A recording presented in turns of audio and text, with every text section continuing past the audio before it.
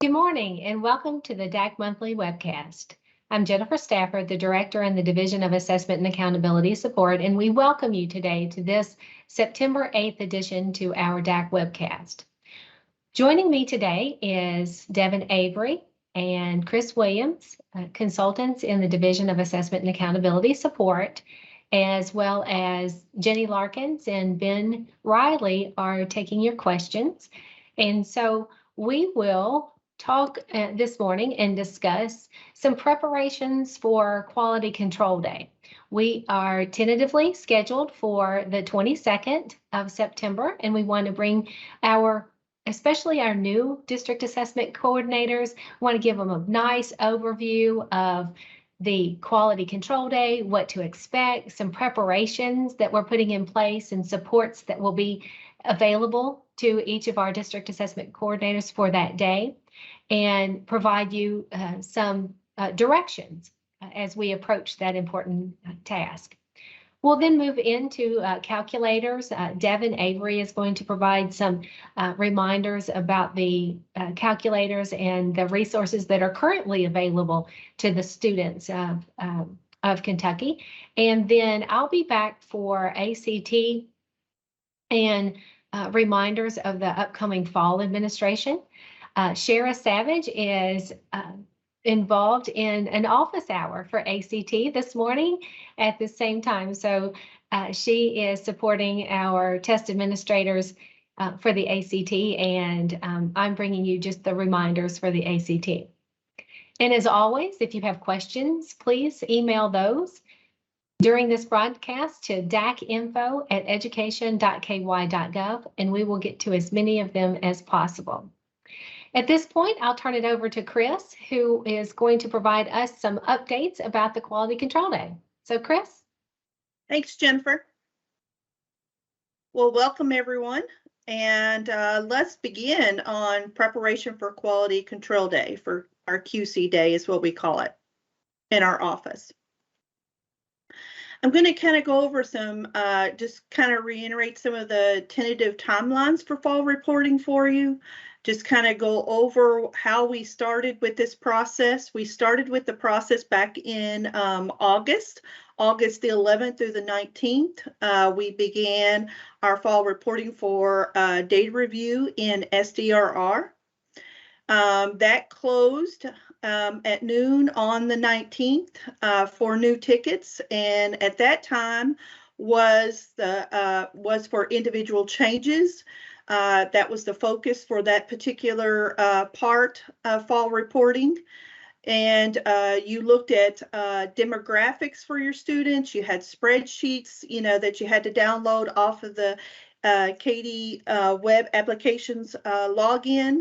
Underneath student data detail to be able to get to the spreadsheets, plus you were working in SDRR as well, because any changes that you had to make them in SDRR for both your demographic information for all your students, for KSA, for alternate KSA, for access, alternate access, for your post-secondary readiness. That was all at that particular point. Also, you had, if you had any accountability changes, you were able to go in and make those during that time. And then if you need to file any non-participations for students not testing during those assessments, then you were able to go in and file those during that data review period. Now that that data review period has closed, that was the last chance to make any individual changes to your students before it's publicly reported. Now we move into the next phase, which is the Quality Control Day, which is QC Day that we're going to focus on today. That is tentatively opening on September 22nd, so we are still looking for September 22nd to be our QC Day. You will also be able to, there will be a zip file that will have all of your spreadsheets on it, just like you did during data review. So you'll be able to go in and download those spreadsheets from the KD secure web application. And you want to make sure that you do have that, access to that application to be able to do that underneath student data detail when you log into the web applications login. Also, there will be a Google form. There's going to be one that'll have for your checklist that you're going to be doing, as well as for any discrepancies that you find for big systemic issues. Now, remember, at this time, we're looking for big systemic issues is all, maybe, all of my free and reduced lunch students are not showing up, or I've got issue with maybe my one of my demographic groups of, my females are not showing up and they should have been on there. Those are big systemic issues that, will affect your data and also across other districts if they don't have that as well. And so then once the 22nd gets here, we're also going to have some other things that I'll be talking about here specifically and go over with you. And then we move into the media release, which, right before media release, we'll send the data will be embargoed, and we'll have that information sent to our districts on October 13th. And then on October 14th, the media will be able to get that. Remember, all this data is still embargoed until after, until it's publicly released. Then we move into the public release of in the school report card. That will be opening up October 18th. And then after that opens up on the 18th, then we begin what we call a 10-day regulatory data review that will occur after public release. And then you'll be able to make those individual changes. If you didn't make them during data review during August 11th through the 19th, you'll have another opportunity after public release to go in and make those individual changes from October 18th through the 27th. And we'll have more information, as each one of these things occur. We'll have special communications going out to you to kind of remind you about what's going on at this time. So for our QC day, which is our second step, we're going to move into the purpose of it. Of course, our purpose is to identify the state, big statewide systemic data issues that could potentially impact, like I said, multiple districts and schools across our Commonwealth. So, we want to make sure that the data that is available at that time is, it is ready for that is accurate for public reporting. So we have multiple steps that we go through. And then, like I said, you're going to review the data for that you had, any changes that you made during the the data review period. Back in August 11th through the 19th. You want to make sure that those changes are reflected during QC on those spreadsheets. You also want to check, our focus is going to be on reviewing your accountability data, and you're going to see a lot more information at this time than you did back in during data review back in August. So now you're going to review accountability data, which includes your ratings, your indicators, also federal classifications. You will also, this will be a time for you to conduct that final review of the data to ensure, that data quality is correct. And you want to also look at your federal classifications of your TSI students. So that's going to be important for you when it comes to this particular piece of it. And also another important thing is before you can even begin QC day, you have to make sure that you have a non-disclosure, that we have your non-disclosures on for QC day. And how you're going to do that as a district assessment coordinator is that you're going to, I've got a link to the QC day non-disclosure form here, but it's also on our KDE website. You'll download a copy of that. You'll complete the form and fill it out as a district assessment coordinator. And then you're going to save that form electronically on your computer. And then what you're going to do is we also have a Google form that for our DACs it's called the DAC Non-Disclosure Form Submission Google Form. And what you'll do is you'll click on this particular link once you've got the form already filled out from the website completely. We only need the district assessment coordinators just to upload their forms. And you'll complete those. And what you're going to do is when you click on this Google form, it'll ask for your email address, your first name, last name, and you'll be able to select your particular district from the drop down and then be able to upload this QC day form right into this that's on your computer. So you will find where you saved it, the non-disclosure form, and then you'll be able to upload it into this non-disclosure Google form. And then I do want to let you know that, if you've got anyone who else is going to be looking at this data, they also have to fill out the non-disclosure form. But you will keep their forms on file in your district office. The only one we need you to upload is for our district assessment coordinators. And you have to have that form uploaded by the deadline of September 21st. So that's the day before QC day opens on the 22nd.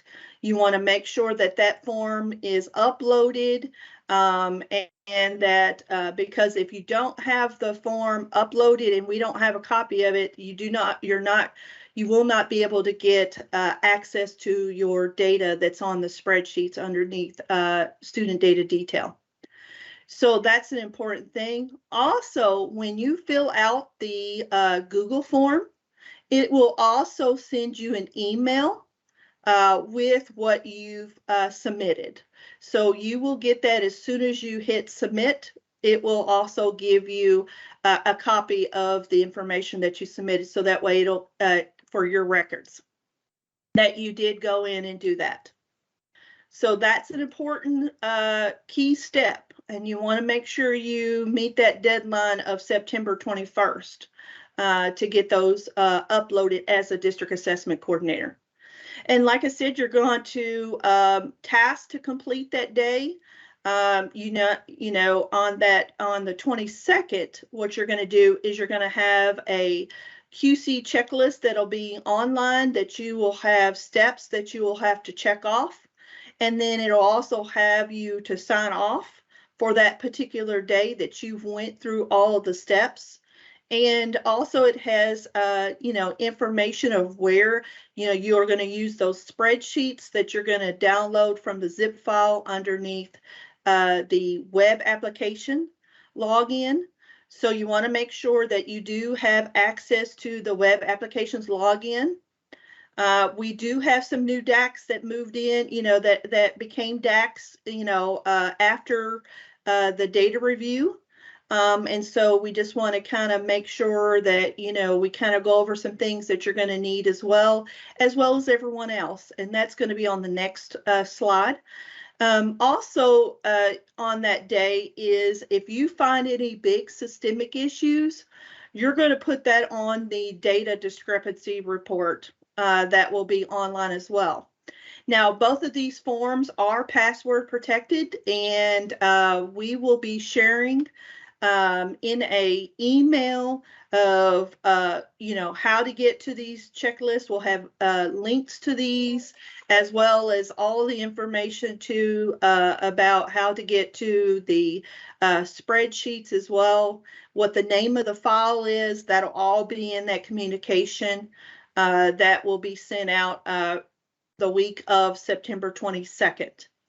And we'll also make sure to put the password that you will need to get for the QC day to get to both of these two forms to fill out in that particular communication.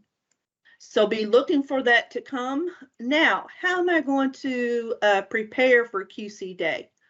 Well, one of the things that you want to do is always you want to go back to, we released back in the August 1st Monday DAC email. We had all of the back to school trainings and videos for you that had to do with the indicators. And so we want to make sure that you do go over those particular back to school trainings for the state indicators, go over those videos, those PowerPoints before QC day. Also, there was in one of our, I believe it was our last monthly DAC webcast, in August, we also had about the minimum in count for school accountability, and had that particular link also is in this PowerPoint as well, to understanding that particular document. But also we did go over that particular document in the DAC webcast last month.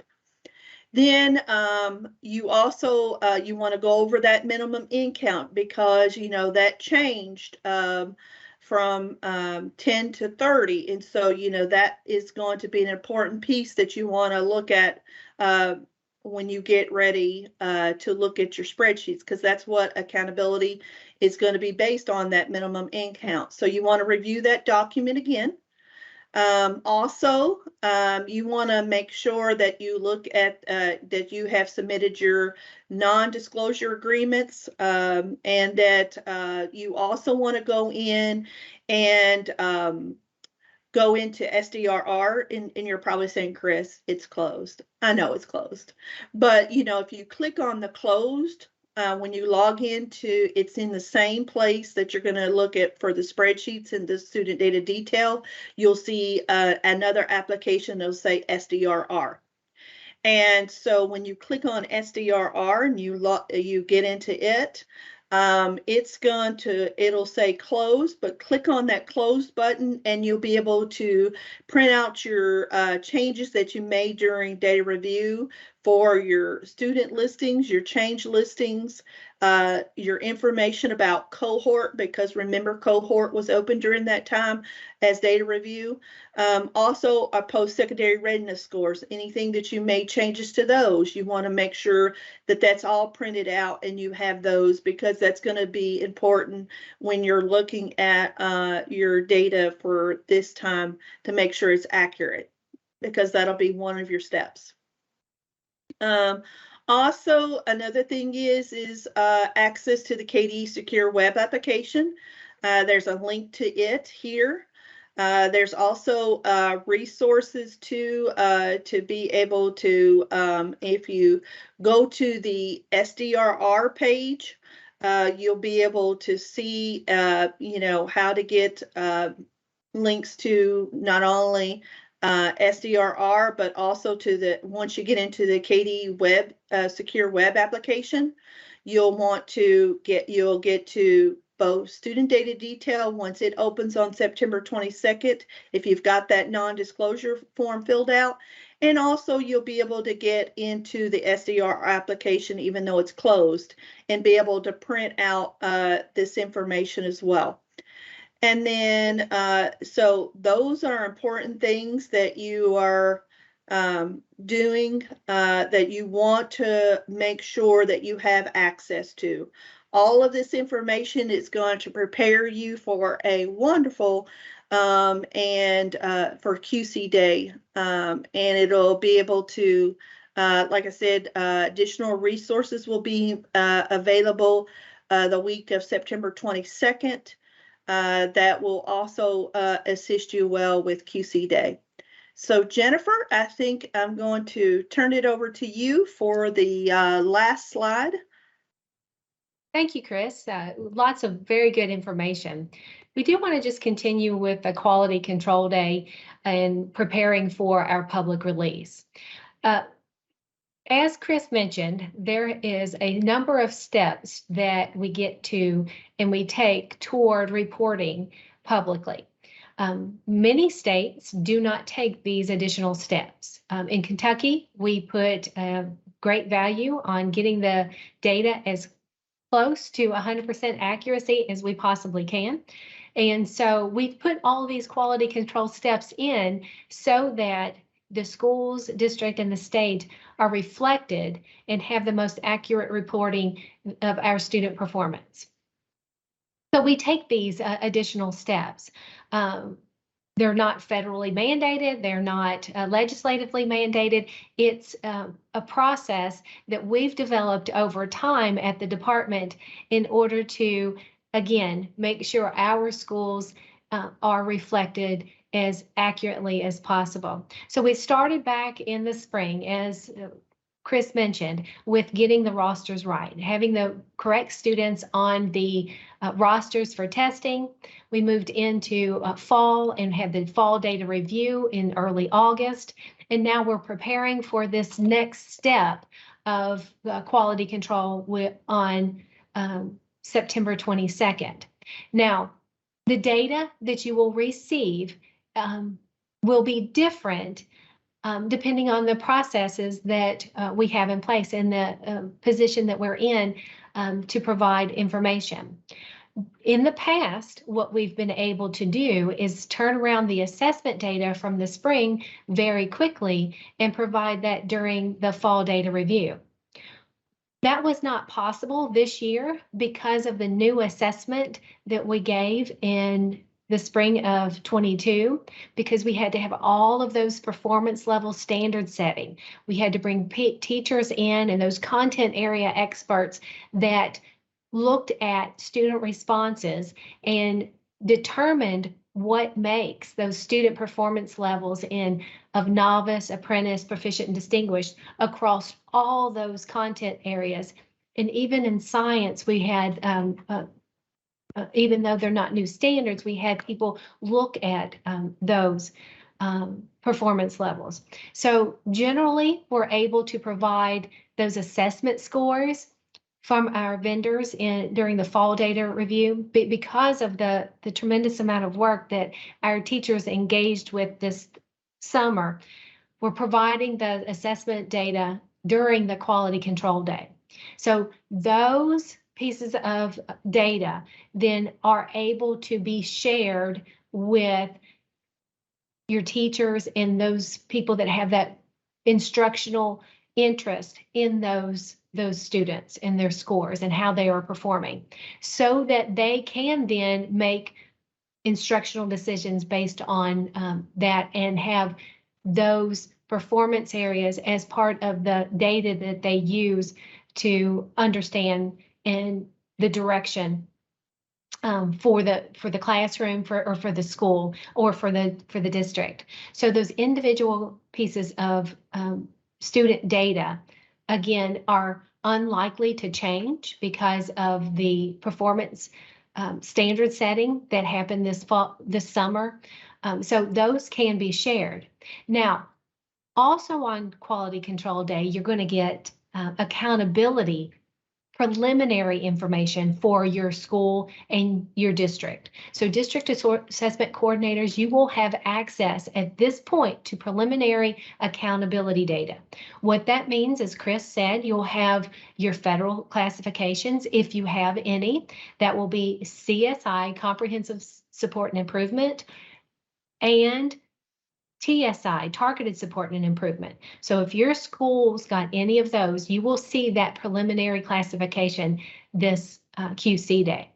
You'll also receive your color ratings for your school and district so that you'll see what those accountability ratings are for your school and district. You'll also receive for your school and district indicator performance ratings, and that's again from very high to very low on each of those big indicators, such as state assessment results in reading and math, state assessment results in science, social studies, and writing, post-secondary readiness, graduation rate, quality of school climate and safety.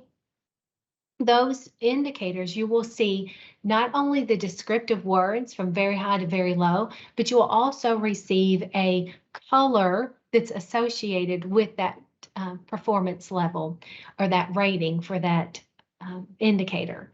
So those we want to stress that are preliminary and they could change.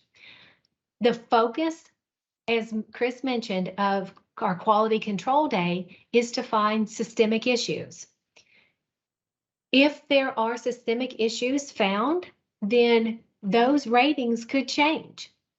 So we put a lot of cautions, and we do not want you to share those accountability pieces broadly because they could change.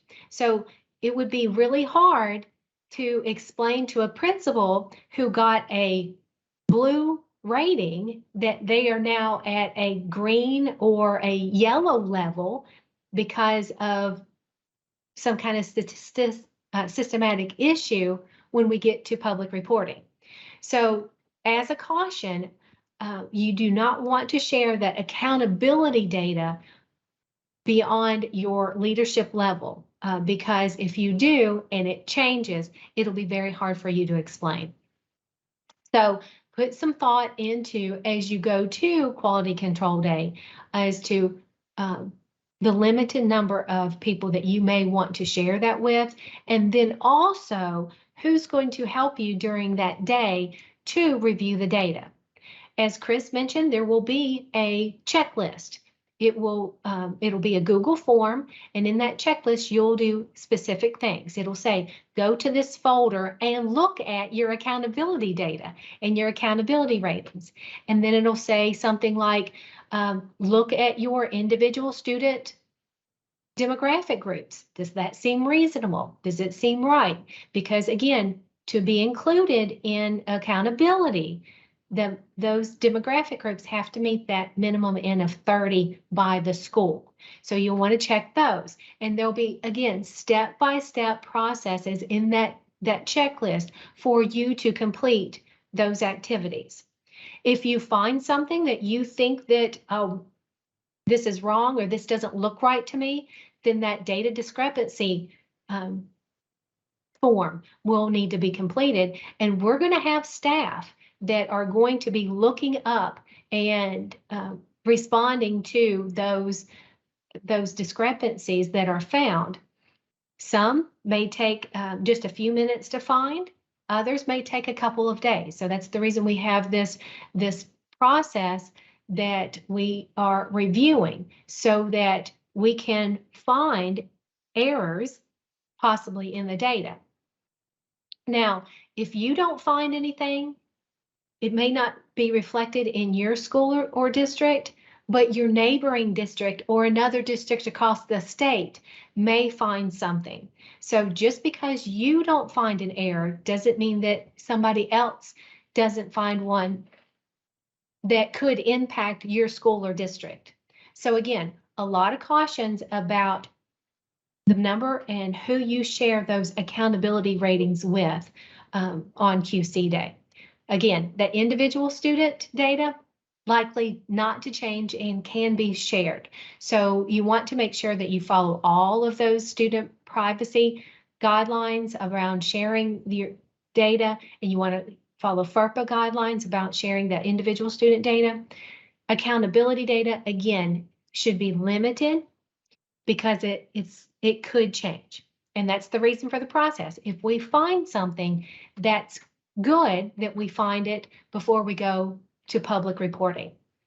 Now, to get to Quality Control Day, there's a number of steps that we've got to do as a department. We've invited 27 stakeholders and educators from superintendents, community members, teachers, administrators, parents, and for the first time this year, we're going to have a student involved in our accountability, our school accountability standard setting. So that standard setting is planned for next week. It's Tuesday and Wednesday, the 13th and 14th of September. And we're going to have them come in and review actual school data.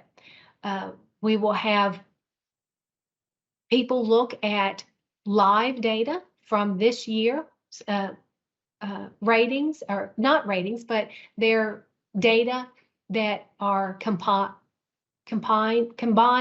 for each of the indicators as well as the overall school. So those 27 educators and involved community members are going to set those standards for accountability of what makes an indicator from very low to very high, and what makes the school a rating of those different colors for the overall rating. So those steps have to take place, and those recommendations from that standard setting committee have to go then to the department. Commissioner Glass will be the ones that will review and approve those accountability ratings from the standard setting committee. And then once the department has approved those, it goes to the local superintendent advisory council for their review, discussion, and approval. So that's new. That's a new step in the process. And we're following the legislative mandate from Senate Bill 158 in the 2020 session. So that is scheduled for September 19th. So LSAC is planned to meet September 19th. And then after the standard setting recommendation, there's approval at that point after the 19th, then we'll be able to provide that preliminary accountability data on September 22nd. After the 22nd, our data group will continue to review and search for any identified errors in the data, and we'll rectify those. So then the next time that as a district assessment coordinator, you will see data, as Chris said, will be that October 13th date. And then the media will get it the next day, and the public it'll go public then in the school report card on October 18th. Those are, again, all tentative dates, because if there's something that happens along the way that slows down the process, those timelines could shift. So again, those are all tentative dates, and a lot of review of the data, approval, stakeholder input to get to public reporting of our accountability data. So let me pause at this point and see, Jenny, do we have any questions at this point? We do have a couple of questions. Okay. The first question is there a time deadline for QC Day? The person has another training that day. Yes, we asked that that the quality control day be completed during that day. So we like to have it all completed.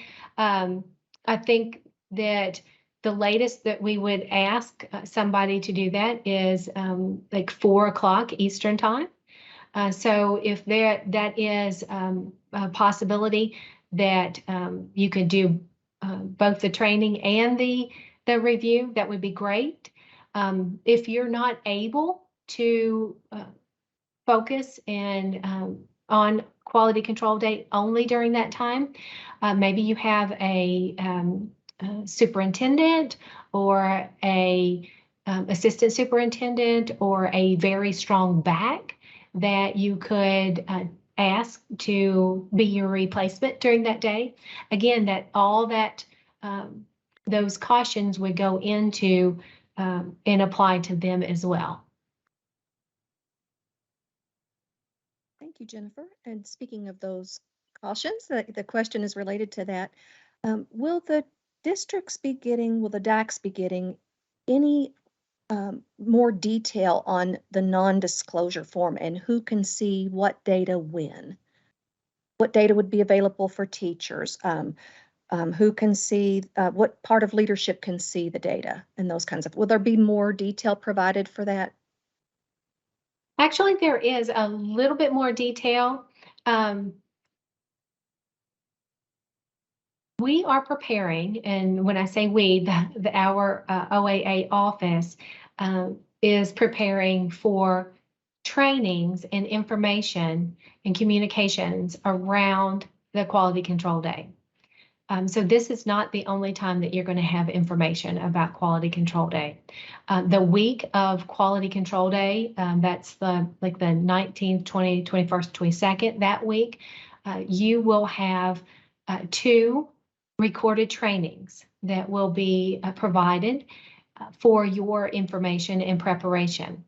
There is also emails that will be released that has more detail around the tasks to complete. As Chris mentioned, those links to the checklist and the discrepancy sheet there and those passwords. There's going to be a lot more information provided to inform you and provide the direction on how to complete Quality Control Day in the review. There is additional information in the training that we're going to release on who should see the data and kind of where and when it is released.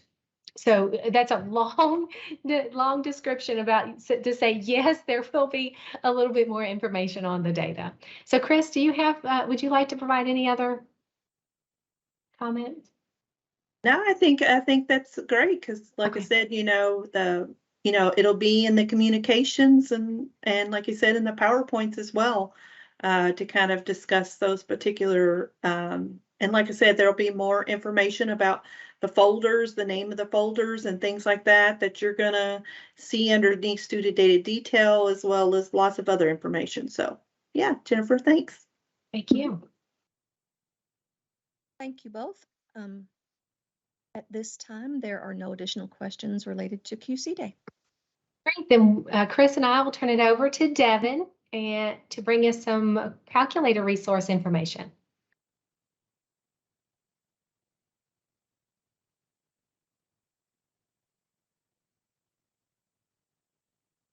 All right. Hello, my name is Devin Avery, and I work primarily with accommodations. And as you are preparing for this school year and getting started with your year, I would like to share some resources to help your districts and schools embed some assessment tools into instruction. So as you know, the KSA utilizes the Desmos calculators on the TestNav platform. I would like to highlight some information around this. The testing calculators that your students see on TestNav are different than the standard Desmos calculator that is accessed on the Desmos homepage. Kentucky Test Mode calculators do disable certain features on scientific and graphing calculators. The 4-function calculators remain the same because it's kind of hard to limit 4 functions. Let's see. So you can access these Kentucky-specific Desmos calculators using the Desmos Kentucky website. So where before you may have used our practice assessments to get your students familiar, now you can use these calculators during your own classroom assessments, during instruction. This site, the Desmos Kentucky website, contains quick links to the calculators and an actual link to the PDF that contains those tables that detail the functions that are disabled and enabled for scientific and graphing calculators. And so I have a screen grab here on what that will look like when you access. You can see the quick links and then the PDF there. And there are also some more practice options. So to support instruction and help your students and teachers prepare for assessments, Desmos has a suite of test mode apps. You can access those through those quick links on the Kentucky Desmos or Desmos Kentucky page, and also through the Desmos practice page, which I've linked here. And there are also some free test mode apps for Chromebooks, Apple products like iPads and iPhones through the iOS stores. They also have Android products from the Android App Store. And these match the configuration that your students will see on the KSA.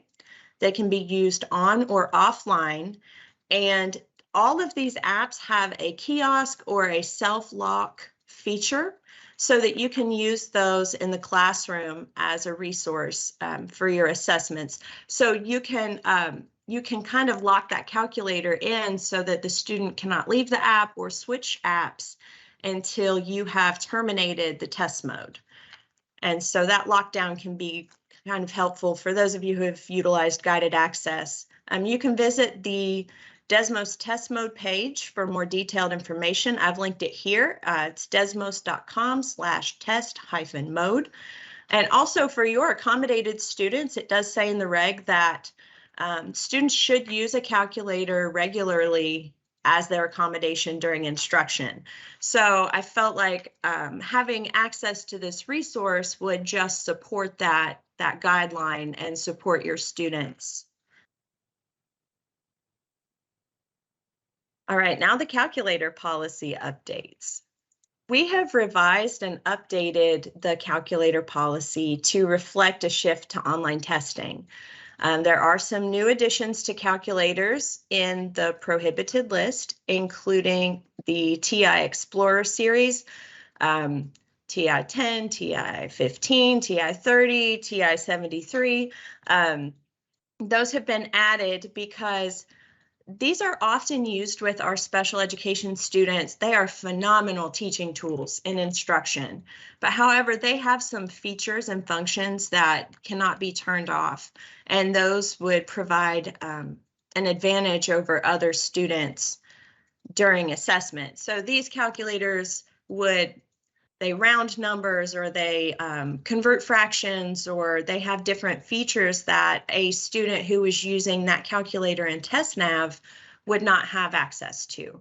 And so that would create that unfair advantage that we're trying to avoid. We're trying to work for equity so that everyone is using something standard. And the revised policy, if you access this policy before the webcast, you may have seen the one that was still up from January.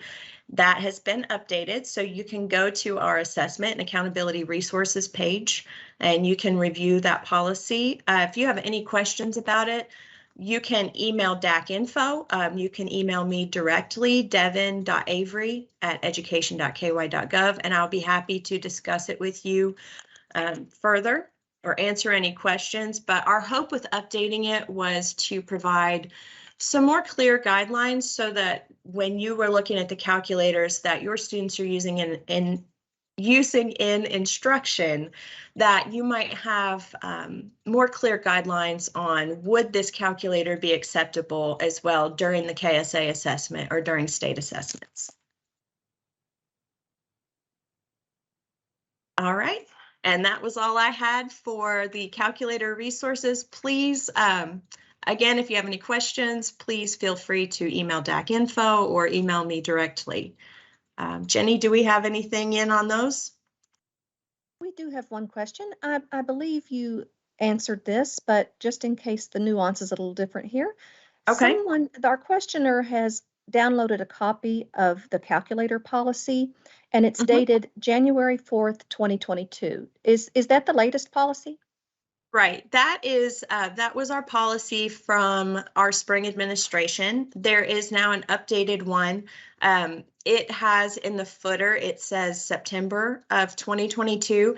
And also you will notice that there is the KDE logo on the top of it.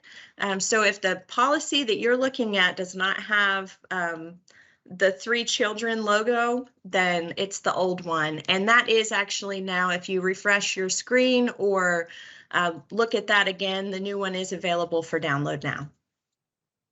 Thank you, Devin. That's all the calculator questions. All right, thank you, Jenny. Thanks, Devin. Okay. And as I mentioned, Shara is off doing and supporting our test coordinators for the ACT. So she is in an office hour. So I'm going to bring you the updates about the ACT fall administration and reminders.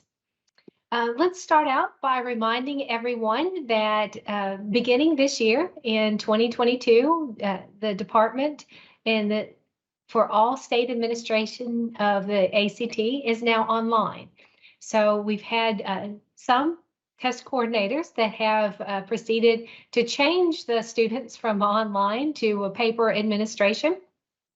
And those paper administrations are only available for students that are accommodated and have been approved for an accommodated version that needs paper.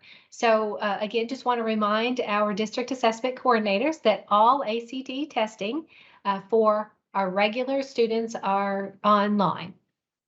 And so just want to make sure that each of us are clear with that.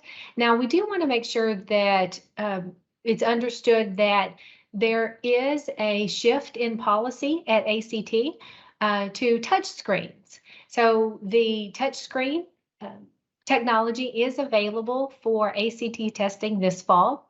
You may note that the ACT test administration manuals may say that they're not allowed. And that was because the manuals were printed before the change in policy. So just want to note that that policy has changed. It has been updated, although the manuals were printed and available before that policy change. So if it says that touchscreens aren't allowed, they indeed are, and ACT will then update their materials to align with that policy. Also to note, for our districts that have the different touchscreen technology, just want to note that for Apple, iPads are allowed on the ACT fall administration. Chromebooks with touchscreens are allowed as well for the fall online testing, and those touchscreens on the Chromebooks need to be in active mode and used during the test. Also, if the Chromebook is a convertible module or a model, it must have the keyboard attached during all testing activities. So I want to just make sure that that Chromebook is in active mode and used during that that ACT test administration. And at this point, convertible Chromebooks, tablets operating in tablet mode are not allowed. So just those individual changes to that policy, and we want to make sure that the students get the best opportunity to take and get a college reportable score. So the eligibility for the fall administration are our seniors, all public school seniors. If they are a senior, they are eligible to take the ACT fall administration. Now, there are a few other little details here that you may want to note that, for example, our students that are early graduates, if they are in line to graduate early and they have not taken their one administration of the state ACT offered, they may take it. If they are in 10th grade or if they're in 11th grade and they are graduating and they need to take the ACT and they haven't done so yet, they may take this fall administration. So we are opening up that to our early graduates for their one-time administration. Also, if the student is a first-year or English learner and they are a senior, they can take that as well. And our homebound students, if they are hospitalized or at home, they can take that administration. It is online, and or if they need accommodations, they can be administered in a home or hospital setting. But you would just have to work with ACT on that. So Our students who are exempted, of course, are our students in the alternate assessment. And then those students that do not wish to take this part in this opportunity.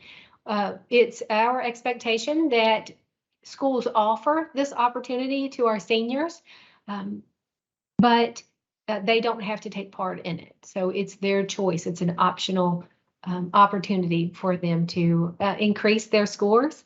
And if they missed last time, it's an opportunity for them to take that. And as I mentioned, the fall state of the technology is authorized again about the touch screens and the touch pads, and the information around the technology that I just wanted to reiterate for you, that the materials are lagging behind. The manuals from ACT not updated to that policy. So Shara is offering office hours. Like I said, that's where she is today. There are additional opportunities for senior administration this fall for the office hours, and she's noted those here for us. So if you want to have your questions answered, if you have test coordinators that need questions answered, please log into these. These are very helpful. They're helpful in the aspect that we have ACT staff as well as KDE staff that are there talking to individual school personnel or district personnel, and having that team of people around that test coordinator is highly valuable, and we've gotten a lot of good feedback on those. So please, if you have any questions, send those to Shara, and then attend that office hour, because it's very helpful. Let me pause at this point. Jenny, that was about the ACT. Are there any questions that we have about Quality Control Day, the calculator, anything like that? There are, but we have an ACT question. Would you like to start with that? Sure. Okay. The question is about early graduate students. Sometimes a student who has declared their intent for early graduation changes their mind during the school year. If an early graduate 11th grader opts to take it this fall, but then changes their mind prior to the March ACT statewide administration date, would they be able to take it in March as well? So they were in the program, but by the time spring comes in with their junior peers, they've already opted out. You know, I want to refer that, if you would, send that question to Shara, because I know how I would respond, and I would want more information about that situation to see if what circumstances are there, and more information about that student, particularly that we can't address in a public setting on a webcast. So if you would, Jenny, send that question over to Shara, and I'll ask Shara to follow up with the DAC. Sure. We have another ACT question. So did you say that non-touch screen Chromebooks can be used for the fall ACT? You did say touch screen Chromebooks, but what about non-touch screen Chromebooks? So convertible models, so Chromebook convertible models must be kept in keyboarding with the keyboard attached during all test activities to be used with ACT. Touch screens can be in active mode and used during the test stream. Convertible Chromebook tablets, however, cannot be used during the administration. So that's the information that I specifically have. If you have more detailed questions and that did not answer your specific question, please email Shara and or ACT. ACT has the customer support as well, so we can get you that number for customer support. And so you said you are prepared to take some quality control day questions also? Absolutely. Okay. The first question is, during the 10-day regulatory window after public release, can we still submit a medical non-participation at that time? Jennifer, you want me to answer that one? Please. Yes, you can. That's one of the things you can do other non-participations as well besides just medical. That can be done. But remember, that's after public release. And that's where you're going to be able to make, if you want to make any individual changes to your student demographic information, if you need to file any non-participations or change accountability, that's the time for you to do it, is during that 10-day regulatory process after public release on October 18th. So, in SDRR. Thank you, Chris. Our last question is regarding the non-disclosure form you mentioned earlier. The DAC has found the preliminary data release non-disclosure form, but can't find the Google form that you referred that will have to be submitted prior to September 22nd. Has it been shared yet on the KDE website? Okay, it is in this presentation that has already been posted to the KDE website on the DAC Monthly Webcast. That's on the meetings and trainings page. So you can be able to get to the link to that particular thing. And also we'll have it again in lots of other communications as well, besides this presentation. Yes, and the link also to this PowerPoint was shared in a special DAC email this morning. So you can get to that very quickly by clicking the PowerPoint link in this morning's special DAC email. Thank you both. We have no additional questions. Well, thank you, Jenny, and thank you, Chris, for Thank popping you. on. And thanks to Devin for her information about calculators, and thank each of you for viewing today and being part of our September DAC Monthly Webcast. We'll be back here again in October, and we'll have lots of good information about all the activities that we've had and taken part of in over the course of the next month. Until we see you again, please stay safe and stay healthy. Thank you.